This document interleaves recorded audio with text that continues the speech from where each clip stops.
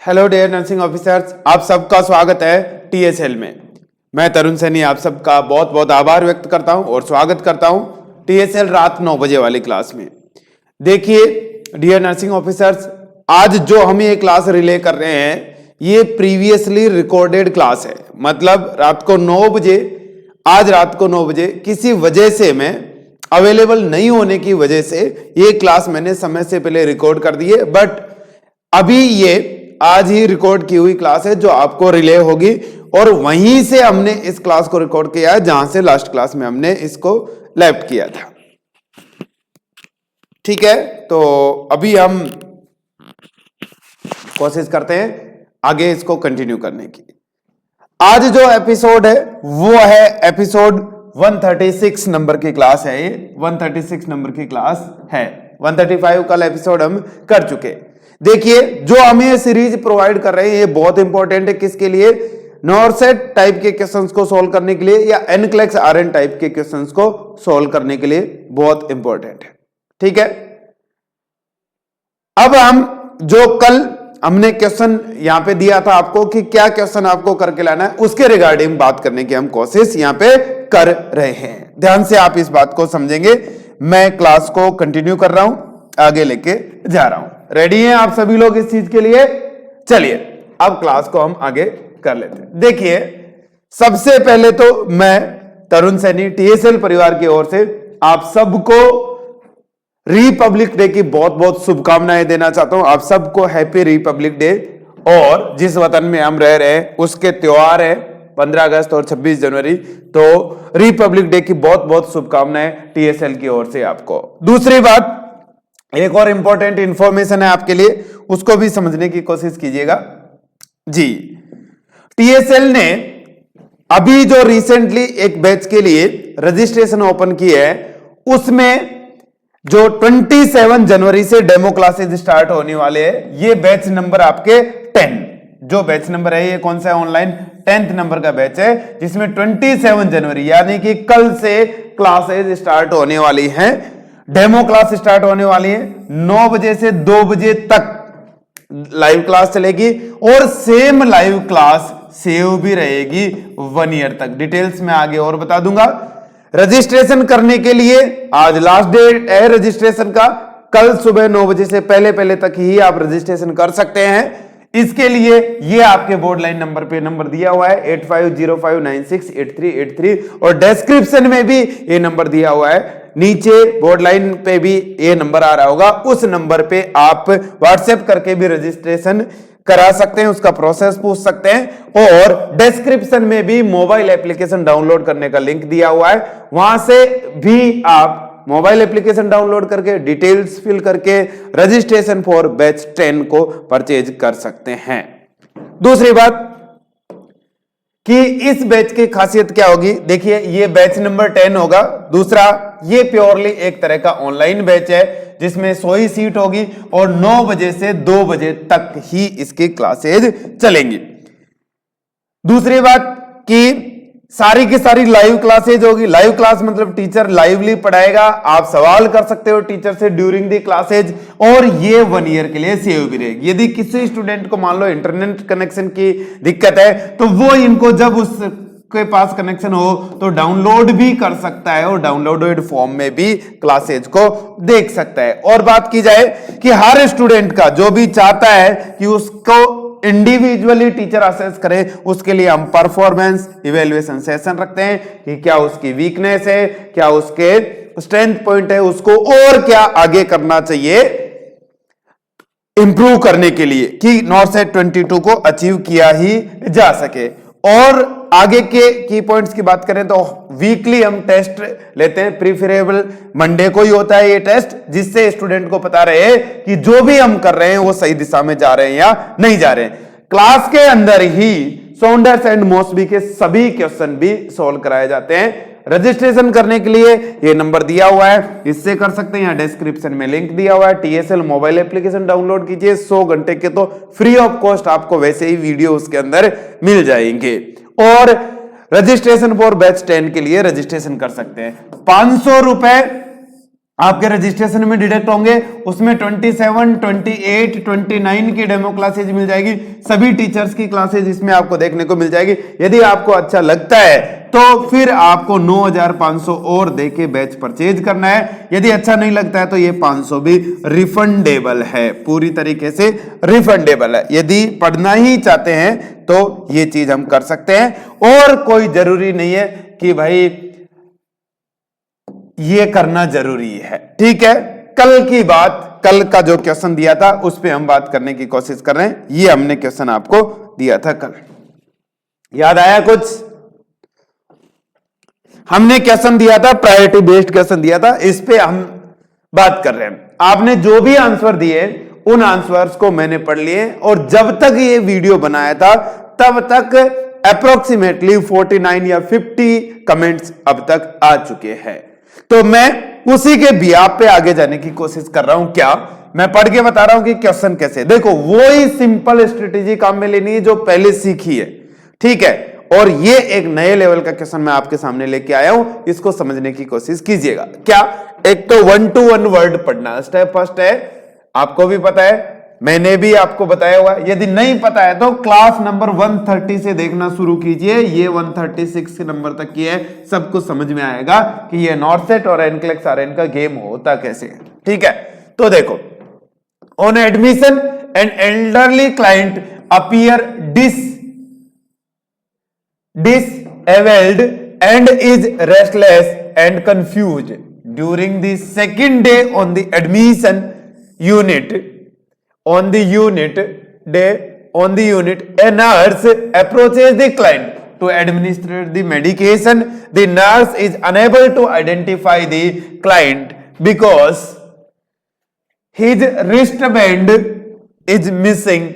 Which action by the nurse is best?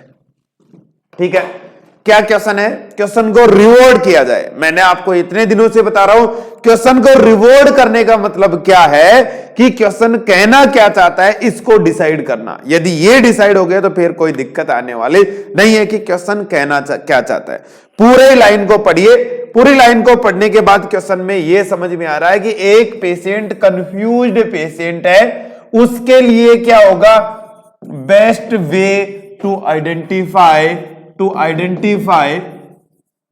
the patient, best way to identify patient, but patient is confused। ये हम यहां पे reward question को कर लिया है। तो अब हम 1 by 1 ऑप्शन पढ़ेंगे, या तो वो एलिमिनेशन मेथड लगाएंगे, या कंसीडर करेंगे उसको आंसर के लिए, या फिर उसको हम क्या कर देंगे? रिजेक्ट कर देंगे। ठीक है, अब ध्यान से समझेंगे। पहला option, have the client roommate to identify him, कि पेशेंट के साथ और भी तो पेशेंट है, उनसे पूछ लेते, या पेशेंट के साथ और कोई है, उनसे पूछ लेते हैं, जो भी दूसरी बीमारी का पेशेंट है और भी कोई रूम में रह रहा है, कि भाई इस मरीज का यही नाम है क्या? क्योंकि मरीज तो कंफ्यूज्ड है। ठीक है, क्या ये कर सकते हैं क्या? किताबी नॉलेज के हिसाब से देखा जाए तो भाई ये नहीं कर सकते। पेशेंट कंफर्म करना है तो एलिमिनेट कर दिया है मैंने। आप बताइए क्या आंसर होगा इसका? एलिमिनेट कर दिया है मैंने यहां से। दूसरे ऑप्शन की तरफ पढ़ते हैं, ask the client to state his full name. ये बहुत अच्छा तरीका है कि नाम से पूछ सकते हैं, बट क्वेश्चन में इंक्लूड किया है कि पेशेंट कंफ्यूज्ड है। ठीक है, तो हम यहां पे नाम से श्योर नहीं हो सकते, तो इसलिए ये भी क्या होगा? हमने एलिमिनेट यहां से कर दिया है। दूसरा, ask another nurse to identify the client. Ask another nurse to identify the client, कि दूसरे नर्सिंग स्टाफ से पूछ लेते हैं जिसने भी देखा है कि क्या ये वही मरीज है क्या। तो it may be your answer, इसको हम कंसीडर कर लेते हैं। लग तो नहीं रहा सही, ठीक है, बट पूरी तरीके से गलत भी नहीं लगा, कंसीडर कर लेते। दूसरा बात, लास्ट में जाके कौन सा है? D, look in the chart at picture of the client, कि पेशेंट चार्ट में देखेंगे, उसमें उसकी फोटो लगी हुई होगी, उससे उसको मैच करेंगे, कोई दिक्कत नहीं होगी, पहचान लेंगे। ठीक है, अब कुछ ऑप्शन बड़ा अजीब अजीब सा ये लग रहा है, बट ऐसा हो तो ठीक ही लग रहा है मुझे। अब देखिए कि इस क्वेश्चन में ऐसा क्या हुआ कि इसका आंसर आप बताइए कौन सा होगा। पहली बात तो कमेंट कीजिए इसमें कि कौन सा आंसर होगा। अब देखिए, आपके कमेंट्स आने तो लग गए, बट ये तो रिकॉर्डेड क्लास है, तो आप ये मत सोचिए कि मैं आपके कमेंट के हिसाब से ही आपको रिस्पॉन्ड कर रहा हूं, ठीक है। मैं इसलिए ये क्लास अपलोड की है कि आपकी कंटिन्यूटी ब्रेक ना हो, क्योंकि आप मेरे भरोसे जा रहे हो और मुझे पता है कि आप क्लासेस को बहुत दिल से, बहुत अच्छी तरीके से शेयर भी कर रहे हो, कमेंट भी कर रहे हो, तो आपकी कंटिन्यूटी ब्रेक ना हो, इसलिए मैं ये पहले ही क्लास को रिकॉर्ड कर दिया, ठीक है। तो आप देखिए क्या है इसके अंदर। आपको लग रहा होगा कि इसका आंसर सी होना चाहिए, ठीक है, सॉरी, आपको लग रहा होगा कि इसका आंसर सी होना चाहिए।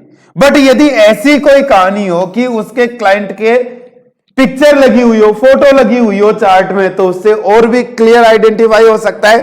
तो मुझे ऐसे लग रहा है कि ये चीज ज्यादा अच्छी है, कौन सी, डी वाली, क्योंकि इसमें तो फिर भी रिस्क हो सकते, इसमें कोई रिस्क नहीं होगी, तो डी इसका करेक्ट आंसर है। अब आप देखेंगे कि ये क्वेश्चन में आपने कौन सी स्ट्रेटेजी लगाई गुरुजी, क्योंकि पुरानी स्ट्रेटेजी तो इसमें कोई काम नहीं है। हाँ, क्वेश्चन पढ़ना और एलिमिनेशन मेथड काम में इसमें आ रहा है। तो डी कैसे हो सकता है? आप बोलोगे हमने तो ऐसा कुछ नहीं देखा, हमने तो ऐसा कभी देखा ही नहीं कि पेशेंट की फोटो लगी हुई हो चार्ट में, हमने तो ऐसा बिल्कुल नहीं देखा, इतने दिन हो गए काम करते हुए, मैंने तो मैक्स में काम किया है, सर गंगाराम में काम किया है, उसमें काम किया, इसमें किया, फलाने में किया, ढिकड़े में किया। अरे भाई मेरी बात को समझो, एक चीज को, यही तो स्ट्रेटेजी है कि आपको जो स्ट्रेटेजी हम बता रहे हैं वो ये बता रहे हैं कि आपकी बुक में जो चीज लिखा हुआ है उससे जो रियल आपने एक्सपीरियंस किया है हॉस्पिटल में जाके, उन दोनों के बीच में कंफ्यूज ना हो। यदि दोनों के बीच में से एक को सेलेक्ट करना पड़े तो बुक को सेलेक्ट करो, न कि रियल लाइफ एक्सपीरियंस को। ये मेन आपके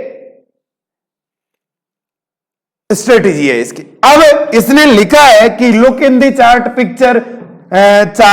eight picture of the client, तो भाई इसका मतलब है कि इस हॉस्पिटल में चार्ट में पिक्चर होती है। जब क्वेश्चन में इसकी बात कर रहा है, ऑप्शन में बात कर रहा है, तो ये चीज मानना है कि मैं बेस्ट हॉस्पिटल में काम कर रहा हूं, सब चीजें अवेलेबल है, सारी चीजें जो हम स्ट्रेटेजी में भी बात करने। तो हम प्रैक्टिकल सिचुएशन में सी करते हैं, बट किताब के हिसाब से ये बेस्ट है, ये किताब के हिसाब से बेस्ट है कि 100% क्लाइंट कंफर्म होना चाहिए, इसके हिसाब से बेस्ट है। That's why correct answer is D, correct answer is D. समझ में आया ये बात कि क्या सही है और क्या गलत है? Correct answer is D. अब बात करते हैं कि ये स्ट्रेटेजी एक्चुअल में कैसी है। मैंने कुछ बेसिक आपको बताया तो सही, तो ये आपके सामने स्ट्रेटेजी नंबर 7। ध्यान से सभी नर्सिंग ऑफिसर इस बात को सुनेंगे जो आपको बताई जा रही। स्ट्रेटेजी नंबर 7, रेडी सभी लोग? तो कमर सीधी करके बैठ जाइए, रीढ़ सीधी करके बैठ जाइए, रजाई से बाहर निकल के बैठ जाइए और सुनिए जो चीज बोली जा रही। स्ट्रेटेजी नंबर 7, क्या नाम है स्ट्रेटेजी का? Books knowledge versus real world situation. Books knowledge versus real world situation. जैसे मैं बोल रहा हूं, आपके पास प्लास्टिक की आईवी फ्लूइड की बोतल है, आपको मान लेते हैं ये प्लास्टिक की आईवी फ्लूइड की बोतल है, ठीक है, इसमें ये पोर्ट है जिसमें आईवी सेट लगाया हुआ है, एक पोर्ट खाली है मेडिसिन ऐड करने का। अब आपने रियल लाइफ में देखा होगा कि हम यहीं से सीधे पंक्चर करके कोई भी ड्रग ऐड कर देते हैं, जबकि ये नहीं करना, इस पोर्ट से ऐड करना है। ऐसा बुक्स में लिखा हुआ है, इस पोर्ट से ऐड करना है। कौन सी बुक में लिखा? पोर्टर एंड पेरी में लिखा हुआ कि ये बुक से इस पोर्ट से ऐड करना है मेडिसिन पोर्ट, बट हम तो ये करते हैं, समझ रहे हो? तो यही तो स्ट्रेटेजी है कि आपको बुक्स के नॉलेज और रियल लाइफ, रियल वर्ल्ड की जो सिचुएशन है, हॉस्पिटल की सिचुएशन है, दोनों को एक साथ रखना है। और यदि कंफ्यूजिंग है दोनों, तो बुक्स वाले को सही मानना है कि किताब ने क्या कहा है, बुक ने क्या कहा। अब इसके लिए तो आपको बुक पढ़ना पड़ेगा। आप चाहे तो खुद भी पढ़ सकते हैं, कोई कोचिंग करने की जरूरत नहीं। यदि आप में हिम्मत है तो आप चाहें कि मेरे गुरुजी इसके लिए बहुत अच्छा मैटर तैयार करके दें, तो नीचे बोर्ड लाइन नंबर पे नंबर चल रहे हैं, ठीक है, लाइन पे नंबर चल रहे हैं, बैच 10 ज्वाइन कर सकते हैं। कल से उसके डेमो क्लासेस शुरू है, ठीक है। चलिए अब बात करते हैं कि ये स्ट्रेटेजी काम कैसे करती है। तो देखिए इसके कुछ स्टेप्स हैं, ध्यान से आप समझिए, ज्यादा कुछ कंफ्यूजिंग इसमें नहीं है। पहली स्टेप ये है क्या, do not use real world experience to answer the question, कि हम तो हॉस्पिटल में ये किया है, हमें तो 6 साल का एक्सपीरियंस है, हमें 5 साल का एक्सपीरियंस है, हमने तो ये देखा है। सर आप तो कुछ और ही पढ़ा रहे हो। ध्यान से समझना, यहां पे गलत होने के चांसेस हैं। यदि आप रियल वर्ल्ड एक्सपीरियंस को क्वेश्चन के आंसर देने में यूज कर रहे हो, तो आपने बुक में क्या पढ़ा है, आपके टीचर ने क्या पढ़ा है, उस पे आप बात करेंगे तो डेफिनेटली आपका क्वेश्चन ठीक होने वाला है। ऐसे 5 से 10 क्वेश्चन आपको एग्जाम में देखने को मिलेंगे। दूसरी स्टेप, दूसरी क्या है, you have the time, staff and all equipment. ध्यान से समझना है इस बात को।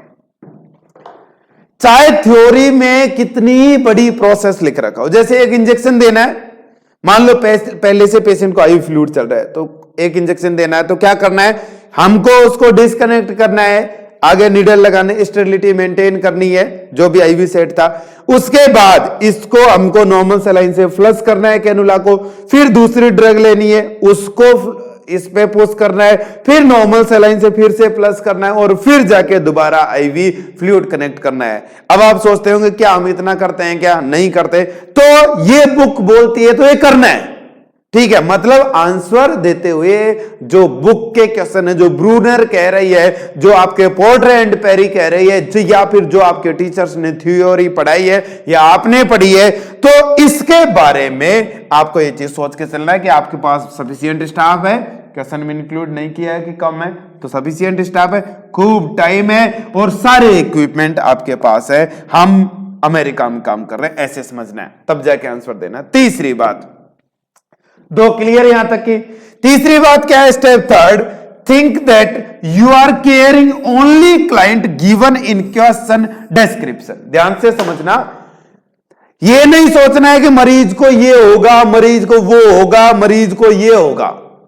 जो क्वेश्चन में दिया हुआ है वो ही बीमारी है, बस आगे कोई कुछ नहीं है उसको, ये मान के चलो। जैसे क्वेश्चन में दिया एक पेशेंट हाइपरग्लाइसीमिया का है, तो इसमें का मतलब ये नहीं है कि वो डायबिटीज का है। हो सकता है एम्स का रिजल्ट आया हो सकता है एम्स का रिजल्ट आया हो, और आप इतने सारे लोग सेलेक्ट हुए हैं, वो हमारे यहाँ पे सेंटर पे आप मिठाई लेके आए हो और हम दुनिया भर की मिठाई खा रहे हो, ठीक है, तो हमारा भी हाइपरग्लाइसीमिया हो सकता है। ये दिन आने वाला है कि नहीं आने वाला? डेफिनेटली आने वाला है, यदि आप पढ़ेंगे तो, ठीक है। तो जो क्वेश्चन में दिया हुआ है वो ही आपको बीमारी माननी है, उसी बीमारी का ये पेशेंट है, ठीक है। कुछ एडिशनली खुद की तरफ से ऐड नहीं करना है उसमें। Next 3 step clear. चौथी स्टेप ये है, take care of client first as per book. जैसे बुक बोलती है, ठीक है, जैसे थ्योरी आपको टीचर ने पढ़ाई उसके हिसाब से पहले क्लाइंट की केयर कीजिए, ठीक। ऐसे ऑप्शंस की तरफ जाइए जिसमें पेशेंट केयर फर्स्ट हो, मतलब प्रायोरिटी पे पेशेंट को रखना है। ऐसा नहीं है कि हम तो हॉस्पिटल में पेशेंट को फाइल लेके भेज देते हैं कि जा भाई दूसरे हॉस्पिटल में रेफरल करा के आ, है ना, भले रोड पे उसका एक्सीडेंट हो जाए, इससे कोई मतलब नहीं। ऐसी वाली कहानी यहां पे नहीं करनी है। रियल लाइफ सिचुएशंस को आपको बुक के साथ कंपेयर करके जवाब नहीं देना है, बुक जो बोल रही है वो ही करना है। Take care of your client first, ध्यान से समझना है, प्रैक्टिस कराऊंगा। नेक्स्ट है 5th, नॉरसेट और NCLEX exam test your judgment. ध्यान से समझना, एक सिचुएशन देता है और ये स्ट्रेटेजी के टाइप के क्वेश्चन है, ये आपका जजमेंट चेक करते हैं कि आप उस सिचुएशन में क्या करेंगे, तो पेशेंट के पक्ष में हम जाएंगे, ठीक है। ये ध्यान से समझना है, भले ही कितना ही टाइम लगे। चलो एक क्वेश्चन करें, अभी इस पे समझ लिया होगा 5 स्टेप पे। एक क्वेश्चन करें, चलिए आपके सामने मैं क्वेश्चन दे रहा हूं, ये क्वेश्चन मैं आपको करा के दे रहा हूं, ध्यान से समझेंगे इस बात को। ये लीजिए, ये आपके सामने क्वेश्चन है, प्रैक्टिस नंबर 12। ठीक से एक बार क्वेश्चन को पढ़ेंगे, ये डिसाइड करेंगे कि क्वेश्चन में पूछा क्या है। A client is treated in the emergency room for acute alcohol intoxication. Patient alcohol intoxication के लिए आया, मतलब पहले अल्कोहल अब्यूजिव रहा, ठीक है, आगे लिखा भी है, he has 5 year history of alcohol abuse, 5 साल से एल्कोहल इंटेक कर रहा है, अब इंटॉक्सिकेशन के लिए वो एडमिट हुआ है। ही इज एजिटेटेड, वो एजिटेटेड है, हाथ पैर हिला रहा है, वर्बली अब्यूजिव, ठीक है, बहुत ही हेल्पिंग वर्ब निकाल रहा है, गालियां निकाल रहा है। तो आगे क्या, हिज एडमिशन ऑर्डर इंक्लूड्स क्लोरडाइजिपोक्साइड, ये एक दवाई लिखी है क्लोरडाइजिपोक्साइड 50 mg IM और पर oral every 4 to 6 hours for agitation. कि एडमिशन किया तभी एडमिटिंग फिजिशियन ने लिखा है कि जब भी ये फड़फड़ाहट करे ये दवाई आप इसको दे देना, ट्रैंक्विलाइजर की बात यहां पे हो रही है, कुछ ऐसे करके। Next, the nurse should take care which of the following precaution after administration of this drug, which drug, chlordiazepoxide, इसके लिए कौन सा आप इंस्ट्रक्शन ध्यान रखेंगे, ये क्वेश्चन में इंक्लूड किया है, ठीक है। हाँ जी, आफ्टर क्लोरडाइजिपोक्साइड इज एडमिनिस्टर्ड। अब क्या है कि देखो,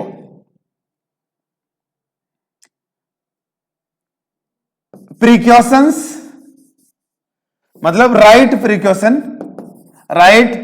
precaution after administration of chlordiazepoxide, सीधी सीधी बात ये पूछिए, रिवॉर्ड करने में इसमें दिक्कत नहीं आएगी, क्योंकि क्वेश्चन में पूछा यह है कि आफ्टर एडमिनिस्ट्रेशन ऑफ क्लोरडाइजिपोक्साइड कौन सा राइट आपके इंस्ट्रक्शन होगा या प्रिकॉशंस होगा। प्रिकॉशंस की बात कर रहे हैं। पहली बात, place the client in restraints, कि ड्रग तो एडमिनिस्टर कर दी, ड्रग का इफेक्ट आने में टाइम लगेगा, तब तक पेशेंट को रिस्ट्रेन कर दिया जाए, हाथ बांध दिए जाए, पैर बांध दिए जाए। क्या अब हिला के बता, हाथ कैसे हिलाएगा, क्या ये करना चाहिए? आप खुद सोचिए एक बार इसके बारे में कि क्या ये करना चाहिए। दूसरी बात ध्यान से समझेंगे, दूसरा ऑप्शन मैं दे रहा हूं, ठीक है, पहले इसी ऑप्शन के बारे में बात कीजिए, ठीक है। ऐसा करते हैं क्या भाई, हॉस्पिटल में तो हम करते हैं, हमने देखा कि इसके हाथ बांध दो, ज्यादा कोई दिक्कत करे तो हाथ बांध दो,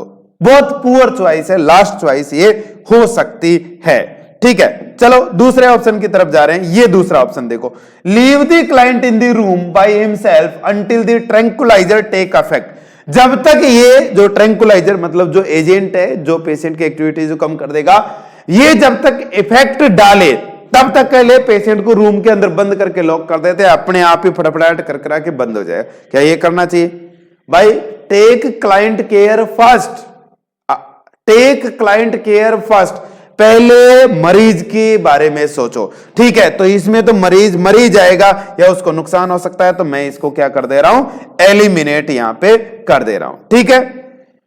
नेक्स्ट क्वेश्चन की तरफ चलते हैं। नेक्स्ट ऑप्शन ये रहा आपके सामने, ये लीजिए, असाइन ए पीएन का मतलब practice nurse to stay with client और असेस दिस कंडीशन। हमारे यहाँ पे प्रैक्टिस नर्स नहीं होते, नर्सिंग असिस्टेंट होते, तो आप मान लीजिए उन्हीं के लिए बोल रहे हैं, ठीक है, या फिर जूनियर नर्स के लिए बोल रहे हैं। Assign a PN to stay with client and assess this condition.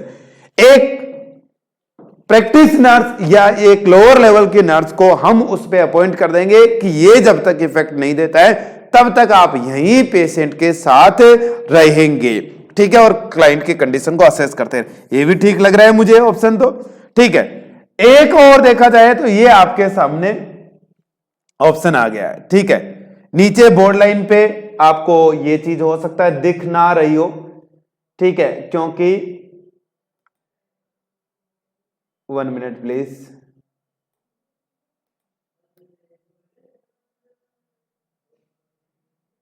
आपको ये चीज दिख नहीं रही होगी, मैं बोल देता हूं कि फोर्थ क्या है, ask security guard to stay with client. Ask security guard to stay with client, कि गार्ड को बुला लो कि थोड़ी देर इसको पकड़ के रखो, जब तक ठीक नहीं हो जाए। तो आपने देखा होगा कि हॉस्पिटल में हम ऐसा भी करते हैं, ठीक है, आपने देखा होगा कि ऐसा भी करते हैं। जो स्ट्रेटेजी है वो क्या है कि बुक के नॉलेज को रियल लाइफ के साथ मिसमैच नहीं करना है, जो बुक बोल रही है वो करना है। इसका मतलब ये है, समझ में आ रही है बात, कि जो बुक बोल रही है वो करना है, ठीक। अब इस पे समझने की कोशिश करना, देखो रियल लाइफ में ऑप्शन ए है वो रियल लाइफ में करते हैं, place the client in is restraint, yes करते हैं रियल लाइफ में, हम हॉस्पिटल में करते हैं, ठीक है। असाइन ए पीएन ये तो कभी करते ही नहीं है कि एक नर्स को बोलते कि तू यहाँ पे हाथ पकड़ के खड़े रहो, या तो कभी देखा ही नहीं होगा आपने। सिक्योरिटी गार्ड बुलाते, हाँ गार्ड बुलाते, बट बुक क्या बोलती है? रियल लाइफ के एक्सपीरियंस से क्वेश्चन को गलत नहीं करना है। बुक क्या बोलती है ये सोचिए, क्या बोलती है बुक? कि भाई पेशेंट को सबसे पहले ठीक से उसकी सेफ्टी पे काम कीजिए, पेशेंट सेफ्टी फर्स्ट। तो आप सोचिए कि place the client in restraint, वैसे भी बहुत पुअर चॉइस है। हम मेडिकल रिस्ट्रेंट पहले से दे चुके हैं, मेडिकल में जो मेडिसिन दे चुके हैं। अब इस पेशेंट को क्या करना है? जब तक इफेक्ट आएगी तब तक बी तो कर ही नहीं सकते, आपको या तो ए में से डिसाइड करना है या डी में से डिसाइड।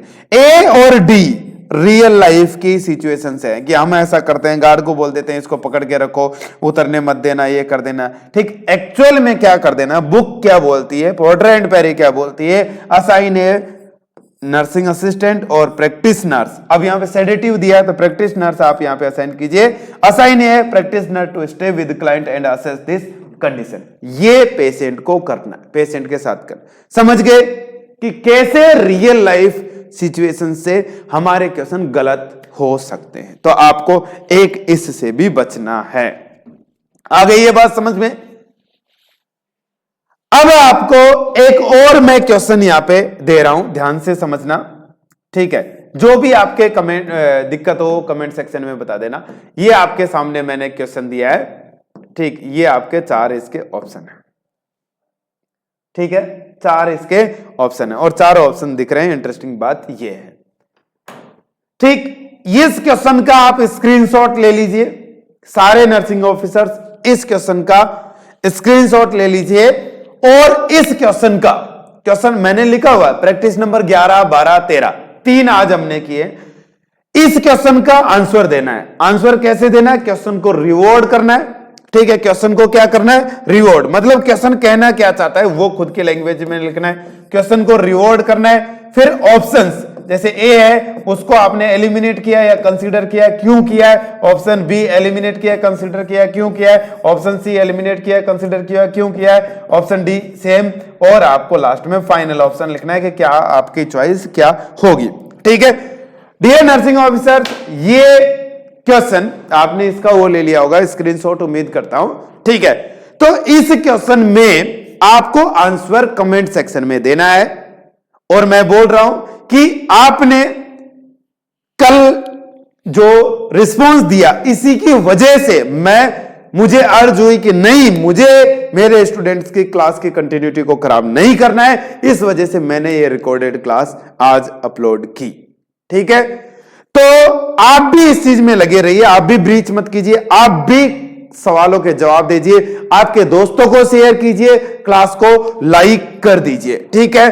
और कोई से भी क्वेश्चन, मान लो 12 नंबर में दिक्कत है तो 12 नंबर पे कमेंट करके बताए कि क्वेश्चन नंबर प्रैक्टिस 12 में मुझे ये लग रहा था, आपने कौन सा बताया। जो भी कुछ है मैं नेक्स्ट सेशन में इसको इंक्लूड कर लूंगा, ठीक है। और आगे चलते हैं। यदि कोई स्टूडेंट चाहता है कि वो नॉर्सेट 21-22 में कोई गलती नहीं करे तो टीएसएल लेके आया है अग्नि परीक्षा नॉर्सेट 22। मतलब एक ऐसे एनक्लेक्स आरएन और नॉर्सेट टाइप के क्वेश्चंस का एक प्रैक्टिस सेशन जिसमें टीचर आपको वो क्वेश्चन सॉल्व कराए, यानी कि मैं वो क्वेश्चन आपको सॉल्व कराऊं, और वो भी 5000 क्वेश्चन, सभी सब्जेक्ट्स के 5000 क्वेश्चन आपको सॉल्व कराए जाए, जो एनक्लेक्स आरएन और नॉर्सेट 22 के लिए बहुत ही इंपॉर्टेंट हो। ये कब शुरू करेंगे, कितने रुपए में होगी, इसके बारे में बाद में बता दिया जाएगा। यदि आपने इस वीडियो को शेयर किया, कमेंट्स किए, अपना रिस्पॉन्स दिया, ज्यादा लोगों तक पहुंचाया, तो आपको ये चीज फ्री ऑफ कॉस्ट भी मिल सकती है। और यदि कमेंट नहीं किया, 150 स्टूडेंट आएंगे देखने के लिए, तो जल्दी हम क्लासेज भी बंद कर सकते हैं। आपके हाथ में है कि आपने क्या करना है गुरुजी, ठीक है। तो आज के लिए इतना ही है। जय हिंद, जय भारत।